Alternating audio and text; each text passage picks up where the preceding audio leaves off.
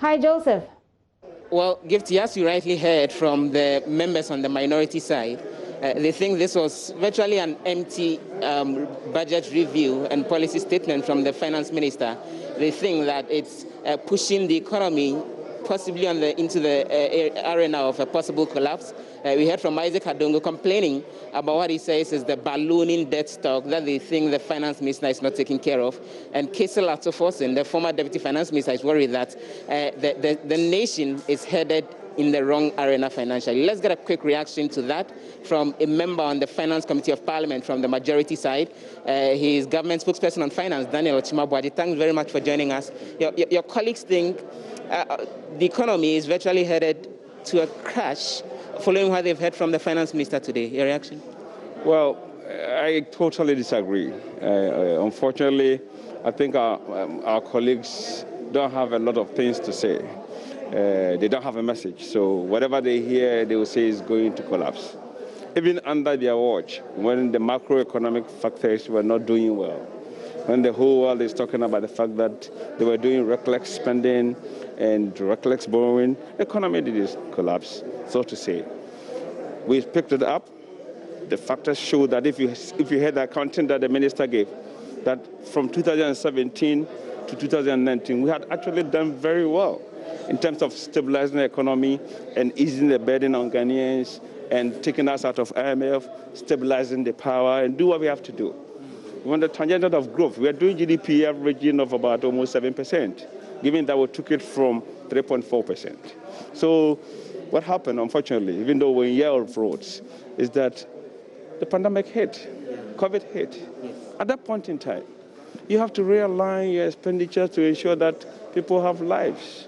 You save lives. So it's not. So for you, is this the best government could have done? Isaac Adongo makes the argument that if you are borrowing more than the economy will be able to generate in terms of the general expenditure, drawing the linkage and saying you are borrowing more than 56 billion cedis when the economy itself is generating something around 53 million cedis, then that's bad economic management. Your reaction? Do you think that the investors will just dash you money? They will not do their homework? They will not assess ability to pay? What is he talking about? Yes, GDP is projected to be, debt to GDP, about 75%. If investors still believe in your economy, they will invest with you. Is that sustainable? A debt to GDP ratio in that region of the 75%? Is there any economy in the world that's surviving under such scenarios and actually making... Check America, it's over 100%. Go to Japan, it's over 250%. Look at other countries. That's not a measure of what actually investors do care is your ability to service the debt, right? And don't forget, this is not a Ghana issue. This is not a management issue. This is not a governance issue. This is a COVID issue, COVID-19 issue. The whole world is going through. Go and check America, what is happening. The deficit is over 16%. We happen, ours is going to be 11% older. So basically what you do is that you do the first things first. You provide incentives to stimulate demand, and demand leads to employment, job creation, sustenance of the economy at this point in time. And that is what we have to do. While you do that, you continue to find money, wherever you can find them, to try to also begin to ensure that you take advantage. And I like the phrase that the minister used. Let's not waste the opportunity that this COVID-19 also provides. Yes, we hate the consequences of it. We don't like all the evil issues, but it is an opportunity also for us to be able to take advantage and bring people, for instance, into the tax net. He said something about provision of about 600 million reliefs to small and medium-scale businesses. But he added a word. So by providing, people have increased, and the number of people with TIN has increased from 100,000 to 800,000. What it means is that ultimately you will now begin to gradually provide help to these people, but in a way, get them also into the tax net so that, not that we're going to increase taxes, but the base increases. The smallest anybody pays or contribute to what we have to do. My final question will be, so he's requesting for supplementary approval of money to the tune of 11 billion Ghana cedis. Yes. Should we be spending money we don't have in these times of difficult financial circumstances thanks to COVID-19? And that's the argument the minority is making, that the focus should be on cutting expenditure instead of probably borrowing to spend more. despite the COVID-19 pandemic? Joe, in national income analysis, when the private sector investment is not forthcoming, when consumption, which is an injector, it injects revenue and money creation into the system, is not forthcoming from the private sector. Government expenditure is a stimulus. We need to stimulate demand. As government begins to say, let's provide help to private sector, let's spend on this and that, government expenditure ends up creating jobs. The jobs create income, and incomes are expended. People's disposable income will increase, and that will end up creating demand and supply and creating jobs.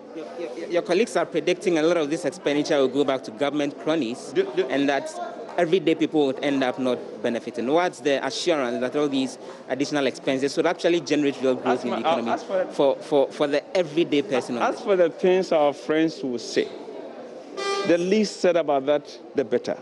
What we need to look at is the fact that, Joe, you and I, in the first phase of the provision of electricity, we're enjoying. We got free water. Government provides 600 million cities to support small and medium scale. Now we know that 2 billion is going to be provided as guaranteed to help you and small businesses to take loans and expand the economy or keep the jobs.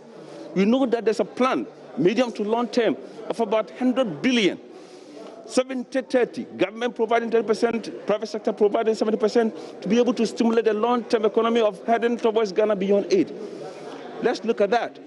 Not what the opposition in their desperation are trying to say. They never believed anything was possible. They never believed in even free senior high school can be done in a year or two. They said 20 years was even impossible. They said even when Ghana first got oil, if you remember, they said it's impossible. What is needed right now is that life needs to be protected. Families needs to be supported. Employment needs to be kept created.